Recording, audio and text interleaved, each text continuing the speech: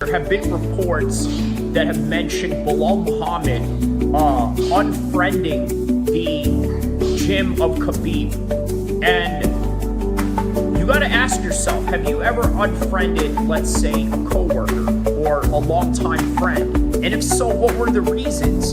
For example, if it was a coworker, in this case, two guys that are employees of the UFC, but obviously with other examples that are, sort of correlated to everyone's everyday life, you got a person that has the same interest as you in the job. For example, you have a coworker that is trying to fight for a position that you've been wanting for a long time, or something that you've gone to school for, right? So you're sort of in this natural state of competition with this person. Now, what brings that in mind is the fact that Belal Muhammad and Islam are both world champions, but Islam Makhachev is chasing greatness. Now, why is it that he's perhaps refusing a fight with Ilia Topuria? And again, we don't know a lot of what's going on yet. And also, is Belal Muhammad really set to fight Islam Makhachev if, let's say, even Islam Makhachev was to win, if Belal Muhammad was to win against JDM? I think we know the answer to that, or do we? Now, we don't think for now that Belal Muhammad is going to fight Islam Makhachev in any kind of way. But the fact that you have him supposedly unfriended the gym's page, I mean, it kind of tells you maybe there is something to those hot waters. But on any event, Islam Makhachev has a choice right now. Okay, his choice is to either fight 145ers, as he's always been doing over and over again, or does he go in there and fight 155ers? But the problem is, the 155ers right now are mostly guys that have already fought Khabib, or the same top guys in the top 5, top 4, top 3, because the guys that are in the lower ranks, or the guys that are coming up, such as Benoit Saint-Denis, and you got the likes of, even Gamrot you can throw into that mix. And then you have, who do you have in that mix? Arman Tsarukyan. He's already fought Islam. He had his chance, but obviously he pulled out for whatever reason he did. Now the UFC wants to punish him for it. Justin Gaethje has already beaten Fiziev twice. So once again, these gatekeepers are doing exactly what they're doing, and that's keeping the gate for themselves. And as a result of that, it puts Islam Makhachev in a very weird situation of who he's going to fight and who he's not going to fight. So now, what are we going to get out of this? What we're going to get is a 155er that could potentially move up to 170. But is it really predicated on a win from JDM? And it's no guarantee that JDM is going to win. So I guess he's going to wait out the results of that particular fight in May and see what happens.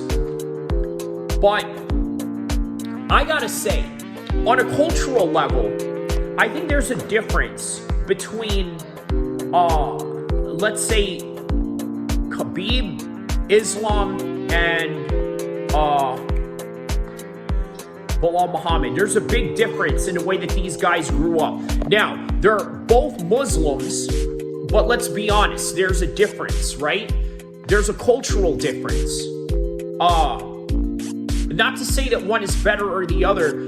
There's just some things that the Dagestanis won't do, as opposed to, let's say, what Belal Muhammad does. For example, you look at Belal Muhammad, he wears chains, right? He wears stuff that rappers would wear, but that's not something that you would really see out of Khabib. So there's a cultural difference there. Now, does that constitute them being enemies in any kind of way? No, obviously not. These are Muslim brothers. These guys have helped each other win titles back to back, and as a result, them fighting each other seems I mean, honestly, it seems unlikely, but you know what?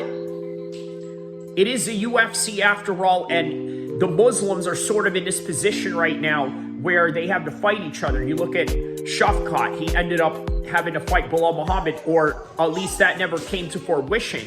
And then what else? You have Islam Makhachev on top, Ankalaev on top, and eventually, man, yeah, they all have to fight each other, right? Even Fiziev, if he was going to move up, they all had to fight each other. But by the end of the day, it is just a lack of choices that not only Belal Muhammad has, but Islam Makhachev that may perhaps invite this particular scenario of them fighting each other, or at best, Islam Makhachev moving to 170. For now, there's a lot of unclear answers to this particular matter at hand, and the matchups have yet to be signed. But speaking of which, don't forget, on the live stream that I'm going to do on this Friday, okay, by the time that you guys see this video uploaded, I'm going to be doing a live stream for previewing UFC 314, also 315, 316, and 317, with all the matchups that are going to be featured in that particular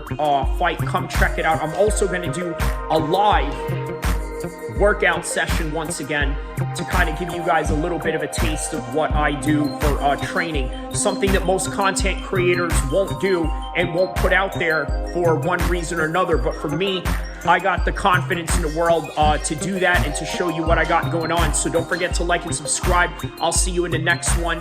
Inshallah. MMA needs, if you want to find predictions, news, and everything that deals with MMA, shout outs to Kyrie, Abu El-Kheer MMA, Sacramento, California, represent. That's right, Kyrie. I appreciate you, my nigga. You came in here, you was talking that shit. That's right, bro. Much love, Flo. I appreciate you for always stepping in, bro. Be safe out there. Man, my nigga Kyrie, my man Kyrie came through. He started talking that shit. Hey, here's the thing. Here's the thing. That nigga will whoop your fucking ass. You will think that nigga's all squared up and all that type of shit. This nigga come through and beat your fucking ass. Like, man, fuck you up. You will never see it coming. So for those of y'all